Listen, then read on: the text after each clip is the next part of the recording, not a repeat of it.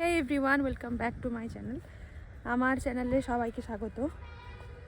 আজ আমার এইচএসের গার্ডিংয়ের last day ছিল, তাই তাড়াতাড়ি একটু ফ্রি হয়ে গেছি।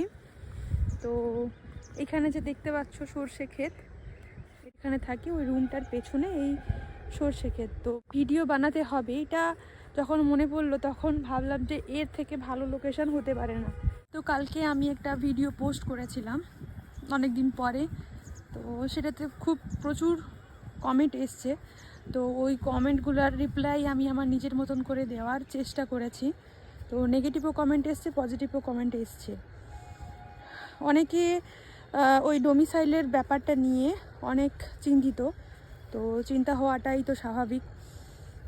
আরও একটা কথা বলে রাখি, যে ডোমিসাইল লাগু হবে কি আদৌ হবে না, ওটা কিন্তু নোটিফিকেশান না আসা পর্যন্ত আমরা বুঝতে পারবো না, এটা আমি এইটুকু বলতে চাই। তাছাড়া অনেকে আমাকে জিজ্ঞেস করেছে যে কিভাবে কি পড়লে বিপিএসসি এক্সামটা ক্লিয়ার করা যাবে, তো এটাও জিজ্ঞেস করেছো। তো আমিও প্রিপারেশানের জন্য অবশ্যই ভিডিও আনবো। কিন্তু এখন একটা ব্যাপারে কথা বলতে চাই, এখনকার সবথেকে বড় হট টপিক হচ্ছে প্রাইমারি ইন্টারভিউ। ফেসবুক খুললেই প্রাইমারি ইন্টারভিউর খবর সব সময় চলছে। তো আমাকে আমার অনেকেই পরিচিতরা আছে বা ভিউয়ার্সরা জিজ্ঞেস করেছিল যে আমি তো ইন সার্ভিস, কিন্তু আমি প্রাইমারি ইন্টারভিউ দেব কি না। তো আমি হ্যাঁ বলেছিলাম, কারণ আমি 23 সালের টেট পাস। 23 সালে আমার টেটের স্কোর এসেছিলো 97। তো আমি ইন্টারভিউর জন্য এলিজিবল, অবশ্যই দেব। যখন আমি হ্যাঁ বলেছিলাম তখনও অনেকের অনেক রাগ প্রকাশ পেয়েছিল যে আমি ইন সার্ভিস হয়ে কেন আমি আর কি ইন্টারভিউ দেব। তো আমার কাছে এটাই লজিক ছিল যে এখনও আমার কাছে এই লজিকেই আমি কথা বলবো যে যেহেতু আমি ওয়েস্ট বেঙ্গল সরকারের আন্ডারে চাকরি করি না, তো সেহেতু আমি ইন্টারভিউ দেওয়াতে আমার কোনো বাধা নেই, এবং আমি নিজের বিবেকের বোধে ভুগবো না যে আমি কেন ইন্টারভিউ দিচ্ছি।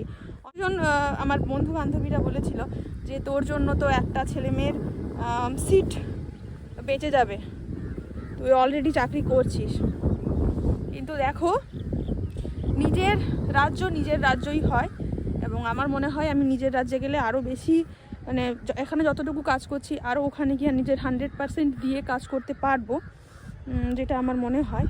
আমি যদি পশ্চিমবঙ্গের ইন সার্ভিস টিচার হতাম তাহলে হয়তো আমি দিতাম না, দিতামই না, হয়তো কেন দিতাম না।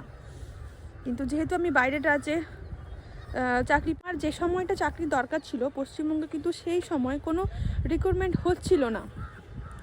তো সেই জন্য বিহার সরকার আমাদেরকে সুযোগ দিয়েছে, আমরা সেই সুযোগের সদ্ব্যবহারও করেছি। তো এক্ষেত্রে আমার মনে হয় না রাগের বা রোষের কোনো কারণ আছে।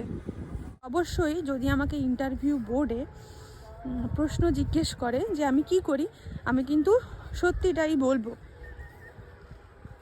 তারপরে ওনারা ডিসাইড করবেন যে আমাকে আদৌ সিলেক্ট করা উচিত কি অনুচিত। ইন্টারভিউর জন্য তো আমি প্র্যাকটিস করতে বা পড়াশোনা করার জন্য অতটা বেশি সময় পাই না, কারণ আমার স্কুলের টাইমিংস পশ্চিমবঙ্গের স্কুলের থেকে আলাদা। আমার স্কুলের টাইমিংস হচ্ছে 9:30 থেকে 4টা, তাও আবার ডিজিটাল অ্যাটেন্ডেন্সের মাধ্যমে হয়। তো প্রিপারেশন তো সেরকম কিছু নেওয়া হয়নি, দেখা যাক কি হয়। আমি হুগলি জেলা সিলেক্ট করেছি, আমি পশ্চিম মেদিনীপুরের, কিন্তু আমি হুগলি জেলাটা সিলেক্ট করেছি। তো আমার ভিডিও দেখার জন্য সবাইকে ধন্যবাদ। আরও কিছু প্রশ্ন থাকলে তোমরা করতে পারো, আমি অবশ্যই তার সদুত্তর দেওয়ার চেষ্টা করব। আরও যদি টিআরইর ব্যাপারে কোনো ভিডিও দেখতে চাও বা কোনো কিছু জানতে চাও অবশ্যই আমাকে বলবে। Till then, by.